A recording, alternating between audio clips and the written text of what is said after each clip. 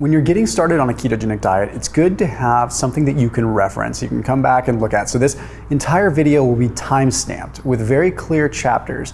So you can either watch the whole thing right now, or you can save and bookmark this video and come back to little chapters that apply for given points when you're on your ketogenic journey. Okay, so I wanted to do this video as an updated 2023 version because so much has changed in the world of ketogenic research, and it's good to have a refresher to understand how to do it properly. So let's first jump in with what a ketogenic diet is, if you're brand new to this or if you just need a refresher on it. Okay, a ketogenic diet is a fasting mimicking diet. Okay, what that means is we are reaping the benefits of a fast, but by having food in our system still. Because we get all these benefits that come from fasting, and we see that with epileptic patients in the early research in the 1920s, right? But we can't expect people to fast forever. So researchers found that, okay, if we just deprive the body of glucose, we can actually have these same benefits. So what the ketogenic diet is not, it's not just copious amounts of garbage meat and cheese. It's a very well-crafted diet with moderate amounts of protein, relatively high amounts of fat, low amounts of carbohydrates, and moderate to high amounts of vegetables. And now we're even seeing small amounts of fruit in there. So we're gonna go ahead and break it all down. Now, from a survival and sort of evolutionary standpoint, the reason the ketogenic diet works is because your blood glucose, your blood sugar, never goes down to zero. Okay, it's a common misconception that when you do keto and you don't eat carbs, you're gonna go hypoglycemic, and that's not the case. So what actually happens is being in a ketogenic state, as it's called, means that your liver is producing a different nutrient. It's producing ketones, and your liver is producing ketones because you are not consuming carbohydrates. So what happens is the brain needs glucose. So the brain starts sucking up a lot of the carbohydrates that are naturally floating through your bloodstream, even if you're not eating carbs. And what this would mean is that your muscles would starve, right? Well, the body doesn't want your muscles to starve. So in an effort to provide the brain with adequate amounts of carbohydrates and glucose, the body produces ketones. So the liver produces these ketones and they fuel your body and to a certain extent fuel your brain, but the primary sort of evolutionary reason behind the ketogenic state is to actually allow the brain to soak up the glucose so that our body doesn't have to. Before we get into the how-to portion, we have to look at sustainability. And fortunately now we have new data from 2022 from larger scale meta-analysis that show us, like, is the ketogenic diet sustainable? And the short answer is yes. And is it safe? And the short answer is yes. And a lot of even the opponents of the ketogenic diet have now turned a page and said, you know what, yeah, it does work equally and sometimes even better than other diets. There was a 2022 study published in Nutrient Reviews that found in the first year of a ketogenic diet, there were improvements in HDL cholesterol levels, there were improvements in triglyceride levels, improvements in fasting glucose and fasting insulin levels, and various other improvements upon lipid markers and glycemic markers all the way up until 12 months. After 12 months, it was no better than other diets, but it wasn't worse or wasn't unsafe. So the point is that you have all these amazing things that happen inside of the first year, and after the first year you can decide, hey, if I like this, I want to keep going with it, and if not, whatever, move on to something else, that's fine, you got a good year out of it. Then there was a study that was published in Diabetologia in 2022 that was a meta-analysis looking at over 20 papers, okay? And it determined that with all of this data compiled, that the ketogenic diet is a very viable dietary solution for metabolic syndrome. So for metabolic dysfunction, for mitochondrial issues, for potentially diabetes and things like insulin resistance. And the study said, and I paraphrase, quote, the ketogenic diet is a safe diet and provides promising approaches for metabolic syndrome, even if optimal carb proportion must be explored.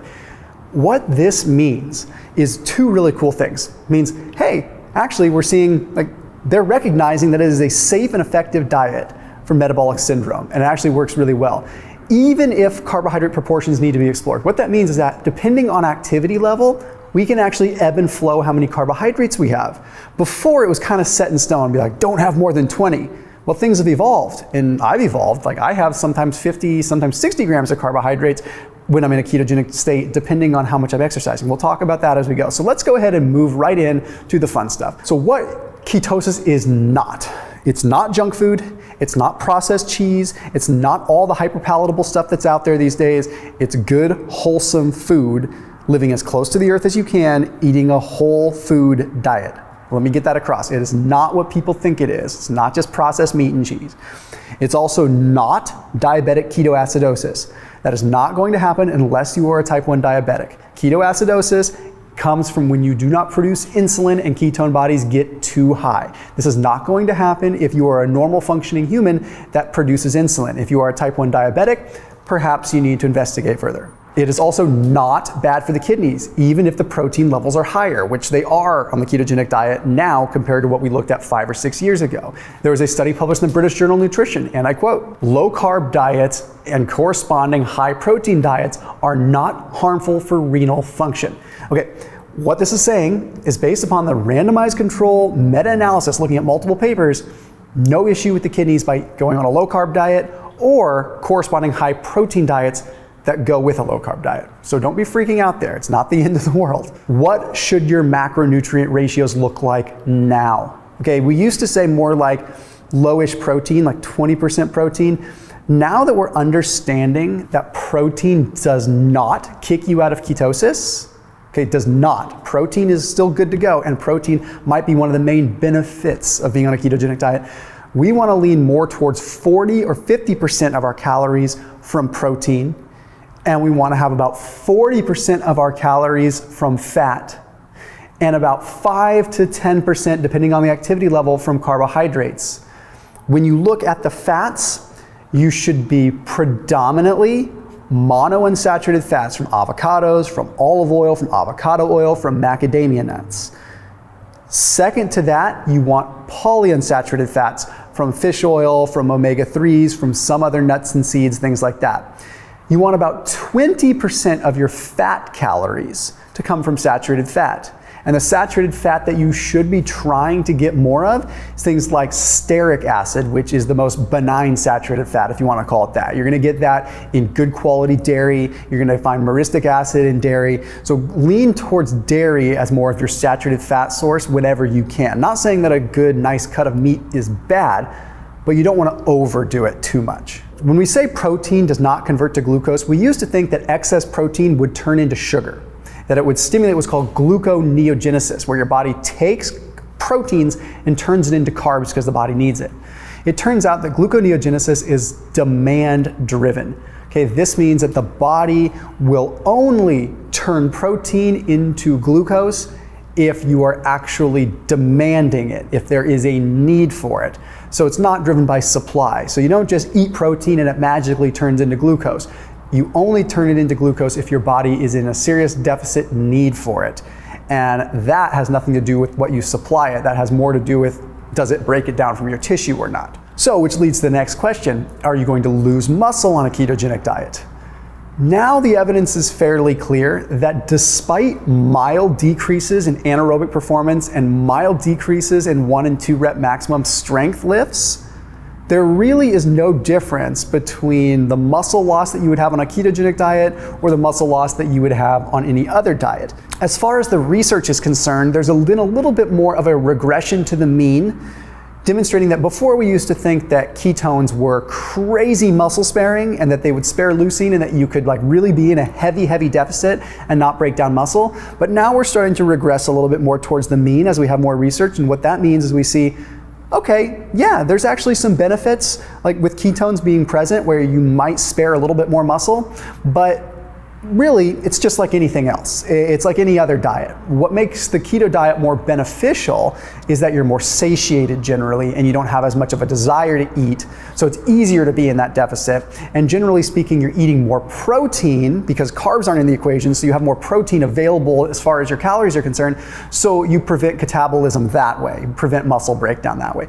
All in all, the ketogenic diet is very safe as a way to lose weight and spare muscle, contrary to what people believe. Let's talk about how to get into ketosis here, because these are 6 very important steps and some of them have changed. The first thing I want you to do, outside of course, cutting out the carbohydrates, that's the obvious thing. Stop the nighttime snacking. This sounds so minute and minuscule and nuancy, but it's very important. There are studies now that demonstrate that insulin sensitivity is jeopardized quite a bit when you eat late at night or even into the evening hours. So for the first week getting into ketosis, my stark recommendation be to stop eating at like 5 or 6 p.m. Commit to that for a week, because what it'll do is it'll allow your nighttime fasting period overnight to be a couple hours longer than it normally is. For every hour that you're not eating and you're longer into a fast, if we want to call it that, that gives you so much more horsepower in terms of how quickly you get into ketosis. So that's step number one. Step number two is increase your poly and monounsaturated fats. Don't just dive into keto and do a bunch of saturated fats in the beginning. Okay, the evidence is pretty clear, it's very clear, that poly and monounsaturated fats convert into ketones faster than saturated fats. Saturated fats take a long time to break down because they're saturated and there's lots of carbon chains that are bound together. So they have to be cleaved off, and that takes a while.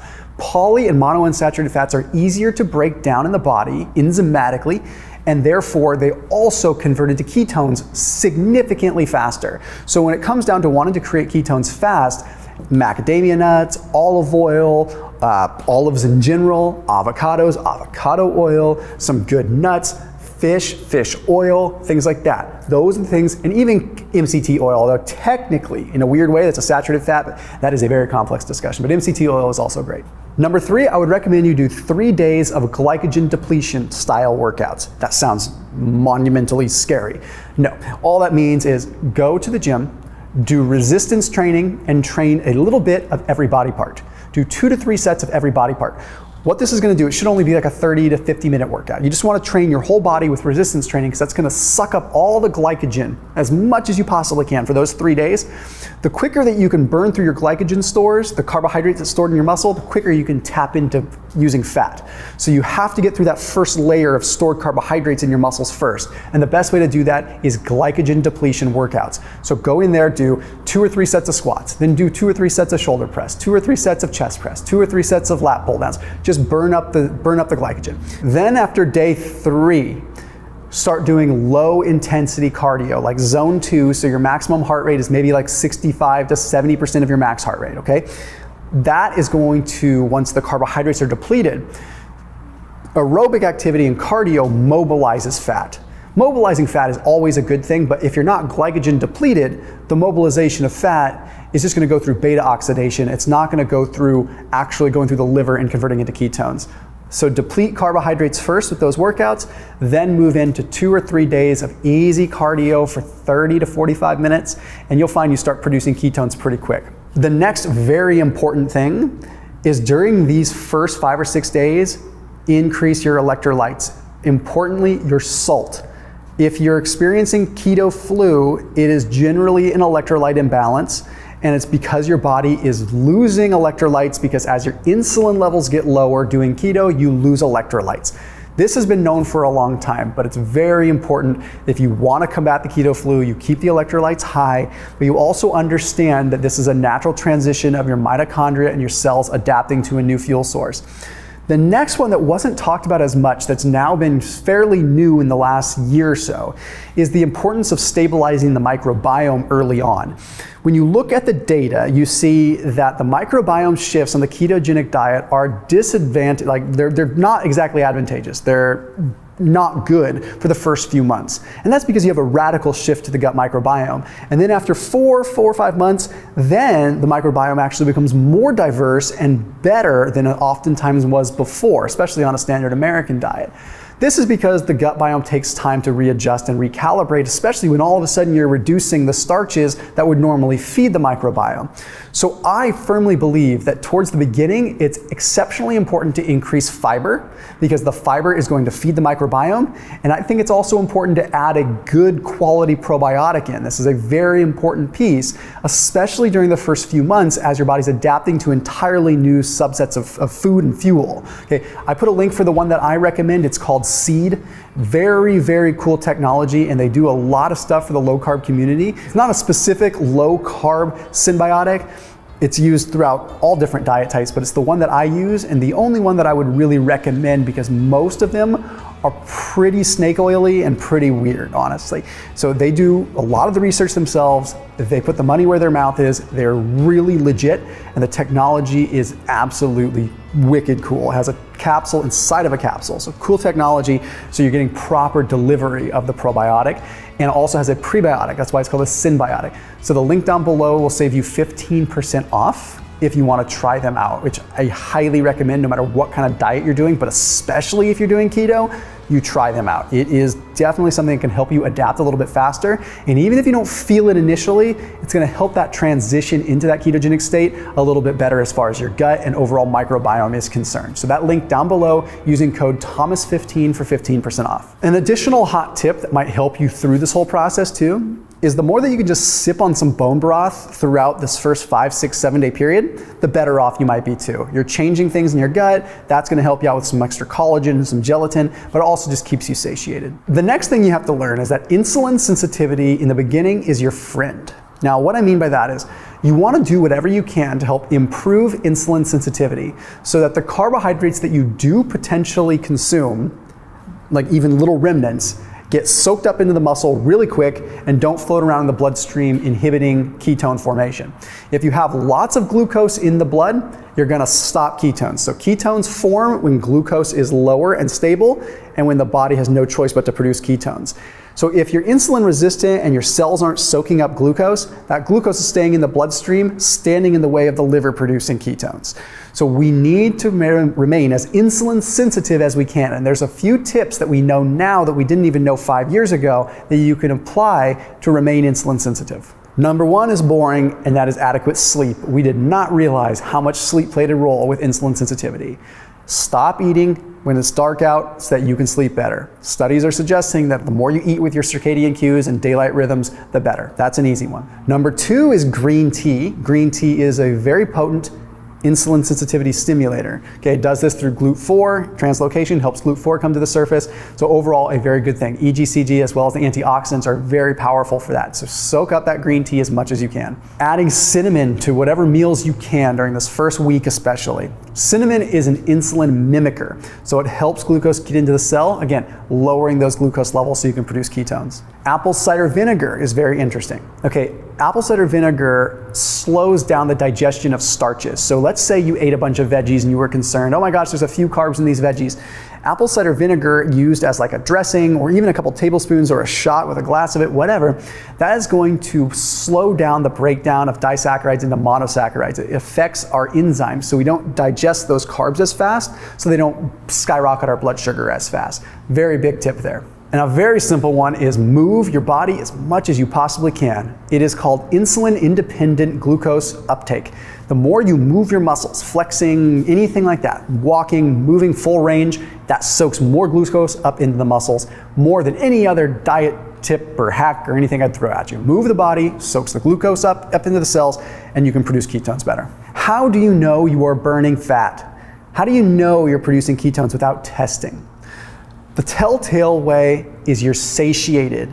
You feel not that hungry. And ketones do that. Ketones can blunt ghrelin levels. They can reduce hunger. But also, you just feel satiated. You're not having the whole satiation obscured by glucose spikes and falls, right? So that's a very important piece. That's number one. Secondly, you notice an improvement in your aerobic performance. You notice that when you're exercising, hey, like I'm not gasping for air as much when I'm doing mild aerobic activity. I kind of feel like I could do my cardio longer. That's a very subjective but important thing to know that you're utilizing fat better. You also start noticing a radical shift in your focus. So when you first start keto, you get kind of foggy because your body's like grasping for glucose, but it's not quite producing ketones yet. So you're like, yeah, what the heck? But then all of a sudden, the brain starts utilizing ketones at the same time as glucose, and you're like laser focused and you feel it.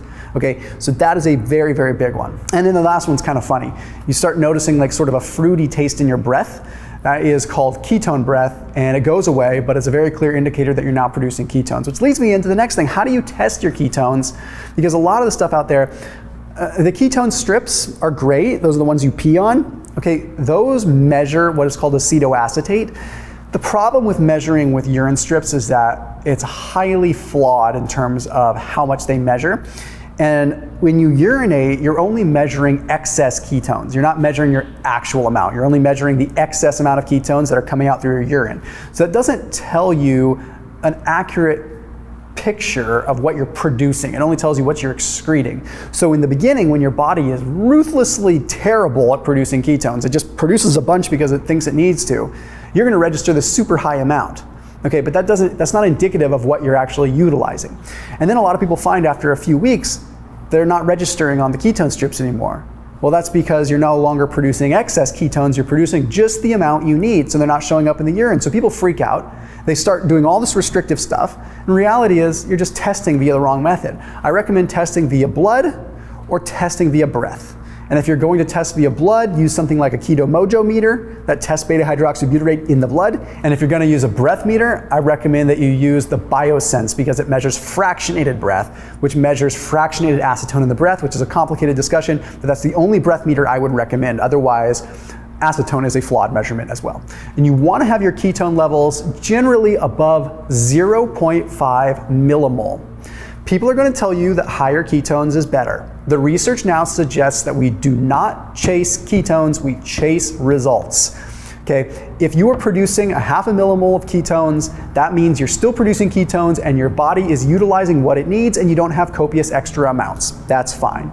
The higher the ketone levels sometimes does equate to better cognitive performance, but that's not the goal generally with weight loss. Okay, the other thing that we didn't talk about in previous videos that is now a thing today, measure your glucose. Monitor your glucose. Wear a continuous glucose monitor. Measure your glucose. Don't just measure your ketones. It's called the glucose ketone index, and that's the ratio of your glucose to ketones. So the higher your ketones, in theory, the better, right? Not necessarily needs to be that way, but if you have ketones at like 2 millimole, but your glucose is also high, that means you have a poor glucose to ketone ratio. Okay, but if your glucose is relatively low, like 80, 90, and your ketones are high, that's a good glucose ketone index or ratio. So you always want to look at that. So measure your glucose too, and if you had to choose one, I'd almost recommend you choose your glucose over your ketones, believe it or not. Fat adaptation. The first 3 or 4 weeks, you can expect a decrease in performance. Okay, if you work out, you might expect a little decrease in your physical performance because what happens is the mitochondria and our cells, they need to get used to utilizing ketones. Now, ketones take a different bus into the cell than glucose does. And it's like supply and demand. It's like if all of a sudden we need a bunch of different transporters to carry ketones in, we got to build those transporters first. We can't just magically have them. So it takes time for the body to develop that transportation system. And once that transportation system is activated, then you start reaching what's called fat adaptation.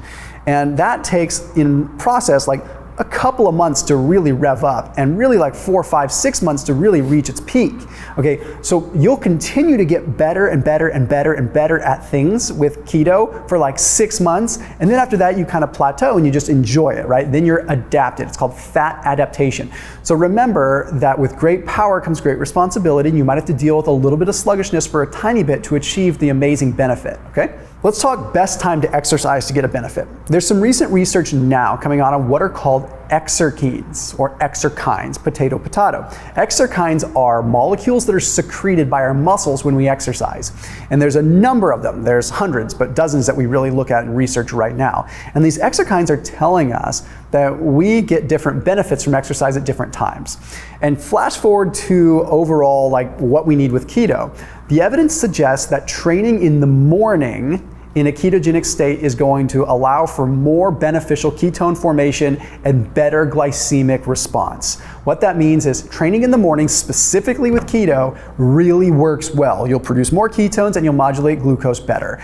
You can work out whenever you want though. Just move. I don't want to get too nuancy and broken up in it, but if you want to produce more ketones, the morning is the best time for someone on a ketogenic diet. What are the best proteins to eat? Now, a lot of this has changed because we used to say just eat the fattiest cuts of meat that you possibly can, but the more that we realize with this, what we call regression to the mean, the ketogenic diet, we realize that although the human body is what's called an open thermodynamic system, meaning we still look at physics and math with thermodynamics, but we also understand that as an open thermodynamic system, our body has a lot of variance day to day with how many calories we actually need, so much to the point that it's very, very, very difficult to measure.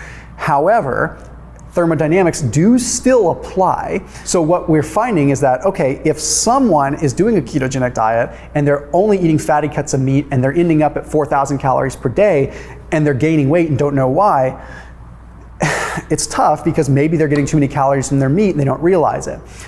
Now, there's nuance here, of course, with the Randall cycle and all kinds of different things. That's complex, but I say that as a disclaimer because that could be misconstrued, right? Point is that I recommend going from lean to moderate fat cuts of meat. Okay, so chicken, maybe some leaner steaks, some leaner fillets, maybe some New Yorks that don't have copious amounts of fat. And if you have a ribeye, maybe have it a couple times a week or something like that. Don't be afraid of it, but kind of remember those rules about the fat quantities that I talked about. I would still argue that eggs are probably the best protein source on keto, just because the abundant amino acid profile, abundant EAA profile. Fish are probably a close second, and then kind of the other meats that kind of come in there. And then of course, if you need to supplement with some protein powders, I don't think it's the end of the world if you need to get your protein allotment up. I think one of the most important things you can remember on a newer age ketogenic diet is prioritize protein above the fats. Okay, you will have more flexibility if you prioritize protein than if you prioritize fat. If you prioritize fat, you might accidentally go overboard way easier than you would with protein. Veggies. With veggies, some of the research has changed, but a lot of what's changed is my opinion and my own experiences. I'm gonna go ahead and say if it's leafy, if it's green, if it's cruciferous, and especially if it's fibrous, eat as much of it as you want. Okay, first of all, I highly doubt that you're gonna end up with like 40 grams of net carbs from vegetables. And if you do, I actually applaud you because you're probably gonna be so satiated from that much in the way of veggies that you'll probably lose some serious weight. Okay, so even if you were knocked out of ketosis. So don't chase ketones, chase results. Stop worrying so much about that broccoli kicking you out of keto that you're missing the forest through the trees, okay? You still want to lose some weight. And I know people are anti-veggie, and I know there's the carnivore community that believes a certain thing, and there's the vegan community that believes a certain thing, but I still believe in food quantity. And I think that vegetables have a lot of benefit when it comes down to a ketogenic diet, purely from a satiety and fiber standpoint. So again, I doubt you're gonna hit 30 or 40 grams of net carbs when it comes down to vegetables. So for all intents and purposes, just if it's leafy and green, just eat it, okay? Now, regarding net carbs with everything else, you do need to be concerned with things like almonds and all the various nuts, right? With nuts, those carbs add up, and they add up quick. You don't realize it. But you know what else they add up in? Calories. 1 ounce of almonds, we're talking close to 200 calories. You see what I'm talking about? It doesn't take much, and it's a small handful, and you're like, there's 200 calories, there's 200 calories. I just don't think you should lean into nuts. And if you do lean into nuts, lean into macadamia nuts that seem to be more satiating and at least have a more of a metabolic benefit. They're also one of the lowest carb nuts. So definitely recommend macadamia nuts. Macadamia nuts, pili nuts, sacha inchi seeds are sort of my big three when it comes down to the nuts that you would eat a lot of. And the good news is they're kind of expensive, so you're probably not gonna eat a ton of them anyway. So instead of saying almonds are cheap, so I'm gonna eat a crap load of those, say I'm gonna go for the expensive nuts so I don't eat a lot of them and get more of a benefit. Just trust me on that. Fiber should be a priority shortly behind protein. I think protein before fiber. But fiber, here's the interesting thing. Especially if it's soluble fiber, I think you're going to be able to get away with a lot more than what people think. Okay, fiber ferments in the gut and it converts into something called butyrate, which is a short chain fatty acid, which if you want me to get biochemical on you, butyrate is only one hydroxy group away from beta hydroxybutyrate, which is a ketone body. And there's some rodent model evidence from decades ago that actually suggests that butyrate may actually help promote beta hydroxybutyrate formation. What that simply means is more fiber might actually help you produce more ketones. And I have experienced that firsthand anecdotally. So I can't Scouts on or say that this is exactly what the research says and 100% evidence-based, but I can say it's partially rodent model evidence-based and Thomas DeLauer anecdotally based. So aim for the fiber, go for the skies, go all the way. Interesting newer stuff surrounding fruit, specifically berries. Fruit is made up of a couple of different types of sugar: fructose, glucose, and sucrose, which is a hybrid of fructose and glucose together. You want to opt for fruits that have more fructose. Fructose does not spike insulin, or it does in a very small amount. So fructose does not inhibit ketogenesis when it's in a small amount. So you can get away with having probably up to 3/4 of a cup or a cup of fruit per day especially if it's right before or after a workout. I'm gonna leave that right there and just let that stew, because sometimes that fruit is all you need to satisfy that sweet craving. And test your ketones. If you eat the fruit and it kicks you out, then maybe you shouldn't do it. But I can almost argue that most of you are gonna be able to have some fruit. The best sweeteners, in my opinion, this is revamped a little bit. Allulose is one of my favorites now. Okay, allulose is interesting because it also has the power to sort of bind to the same transporter that glucose would bind to. So if you sprinkled some allulose on fruit, you could actually reduce the amount of carbohydrates that are absorbed into the bloodstream from the fruit. Okay, so allulose is one of my favorites. Next up is going to be monk fruit. Shortly after that is going to be stevia. Then kind of bottom of the barrel, I like it, but it just barely makes the cut, is erythritol. Erythritol is still a sugar alcohol. I still think that it's not the best thing if you're gonna have a ton of it, but I think little bits here and there for baking and stuff like that, totally fine. What drinks can you load up on? Coffee, tea, heck, you can have diet soda if you want. Let's just make it easy. I don't think it's the best thing, but sure. Things like Zevia, things like carbonated water, those are all fine. Okay, just avoid things that have carbs. Okay, I love to drink like just sweet tea that's sweetened with like stevia or something throughout the course of the day. Alcohol is going to take priority from the liver to digest it and to deal with it, to metabolize it. Okay, it is a poison, it is a toxin, so that means ketone formation and all other forms of metabolism take a back seat to the alcohol metabolism. Okay, lots of studies now demonstrating suppression of melatonin, suppression of overall digestive enzymes, all kinds of things, elevations in cortisol that are chronic, affecting pancreatic cells, okay, through kind of like changing diversion of blood flow. Alcohol, not good stuff when it comes down to insulin resistance, when it comes down to ketone formation. So I would just say 1 or 2 times per week, try to limit the amount. I know there's keto wines and things like out there, but remember, you're missing the forest through the trees. Keto is good because it forces you to go back to whole foods and really being like authentic with what you choose. So if you're making the concerted effort, then try to reduce the alcohol. Every 8 weeks, you should reevaluate your calories.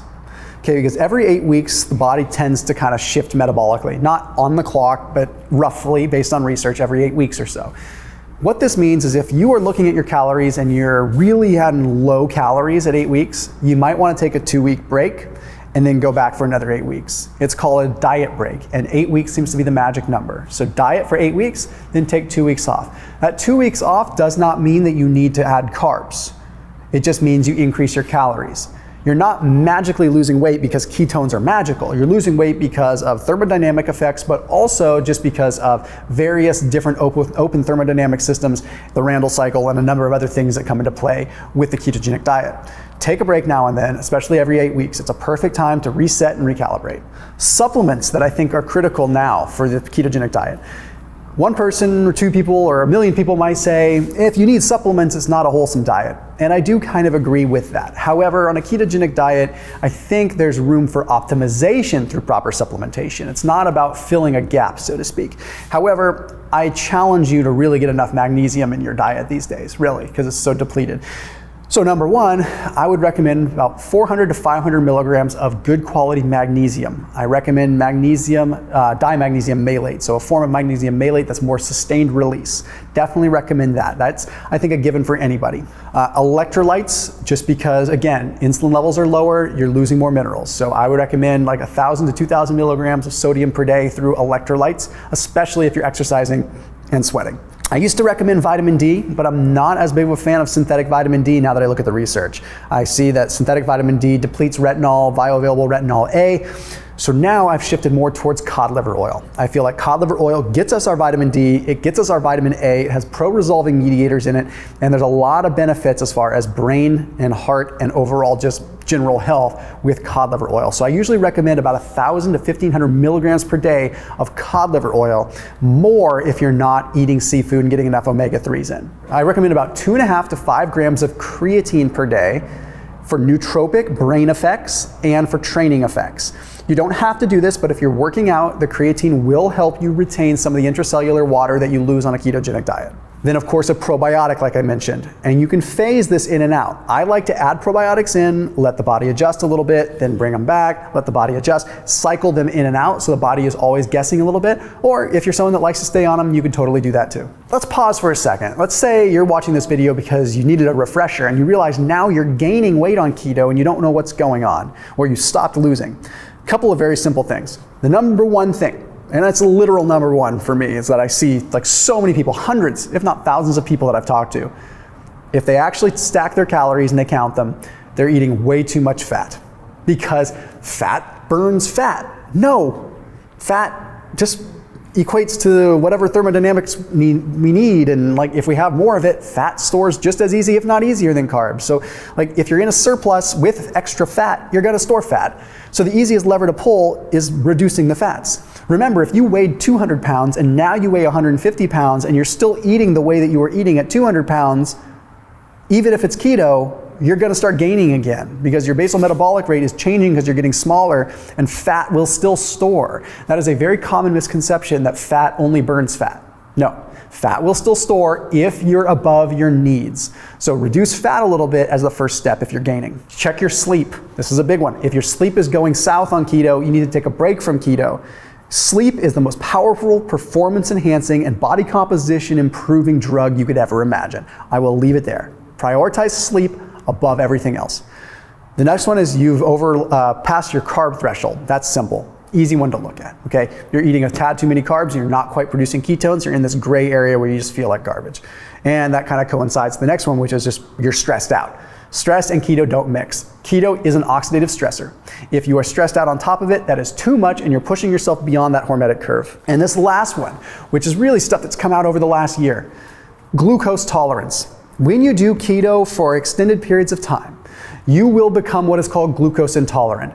Just like you developed the ability to get transporters to soak ketones and fat into the cell, well, if you don't use the transporters for glucose and carbs now and then, you'll lose those, and then you have to rebuild them up.